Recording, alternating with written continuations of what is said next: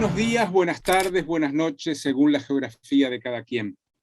Estos días estamos observando que en Honduras, afortunadamente, Xiomara Castro gana las elecciones con un margen muy grande sobre el gobierno, es el candidato del gobierno, o sea, más de 20 puntos o 20 puntos, lo que hace que sea imposible que haya fraude. Antes de que esté terminado el recuento, Estados Unidos la felicitó porque ha ganado, o sea que ya acepta que gana.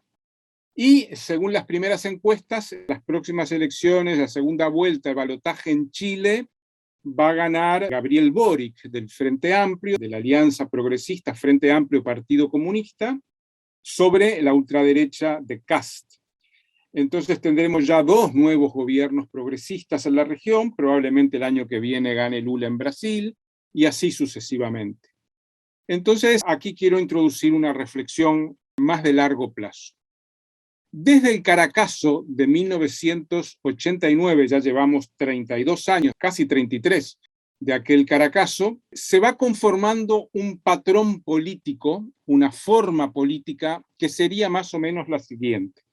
Gobiernos neoliberales, consenso de Washington, privatizaciones, extractivismo, en Colombia las locomotoras minero-energéticas, monocultivos, etcétera, etcétera, especulación inmobiliaria urbana, expulsión de los pobres a las periferias. Entonces aterriza el ajuste fiscal, el modelo neoliberal con toda su fuerza, grandes movimientos populares contra estos procesos neoliberales, movimientos que en algunos casos, más de 10 en América Latina, en Sudamérica en concreto, consiguen derribar gobiernos en Ecuador, en Venezuela, en Argentina, en Chile más o menos, en Perú, en Bolivia, en Paraguay, y destituyen a la clase política que realizó el ajuste neoliberal. Después de estas derrotas de estos gobiernos neoliberales, derrotas que se dan con la gente en la calle, derrotas que se dan porque ya no pueden sostenerse en el gobierno, con una potencia popular muy fuerte, se reconstruye la gobernabilidad con gobiernos progresistas, en casi todos estos países que he mencionado.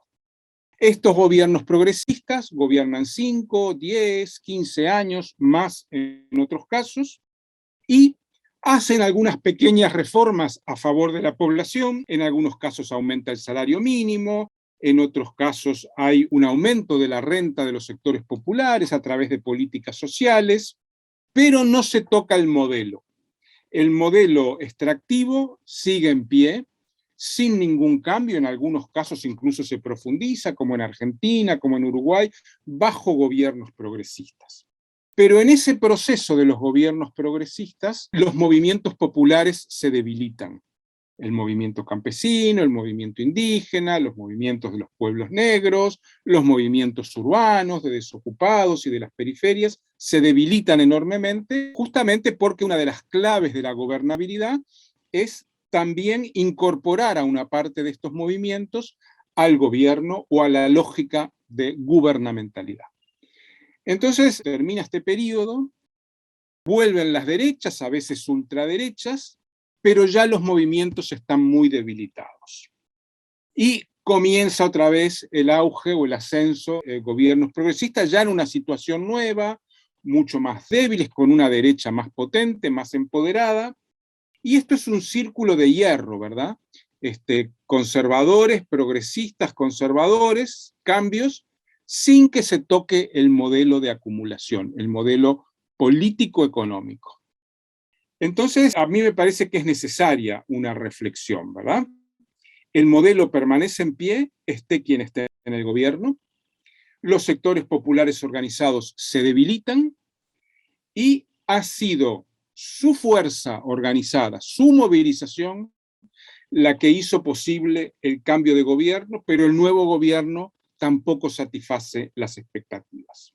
¿Qué hacer ante este círculo de hierro? ¿Cómo salir de esta situación en la cual en la cúpula del poder del gobierno, en la cúpula del Estado, se suceden conservadores progresistas? Yo creo que en Colombia es muy probable, no es seguro, pero es probable que gane Gustavo Petro, Entonces, aquí me parece que para los que nos afincamos en los movimientos, nos afincamos en la sociedad organizada, es necesaria una reflexión. ¿Cómo hacer para no ser prisioneros de esto que yo le llamo un círculo de hierro, ¿verdad? Esta rotación, sin que nada fundamental cambie. Y en un deterioro, porque los progresismos cuando vuelven al gobierno ya no tienen la fuerza del primer periodo. Fíjense que lleva 2 años gobernando el progresismo en Argentina, Alberto Fernández, Cristina Fernández de Kirchner, y hoy la mitad de los argentinos están en situación de pobreza. Bajo un gobierno progre, si viene un gobierno conservador, va a ser peor. ¿Podemos conformarnos con esto desde los movimientos? A mí me parece que primero es necesario discutir esto, primero es necesario entender que hay una agenda y que esa agenda hay que romperla por algún lado y que no se rompe en el corto plazo, en rotaciones electorales, sino que es necesario ir más allá. Yo creo que esto, para empezar a romperlo, implica una sólida organización de base. No un partido, no un movimiento centralizado.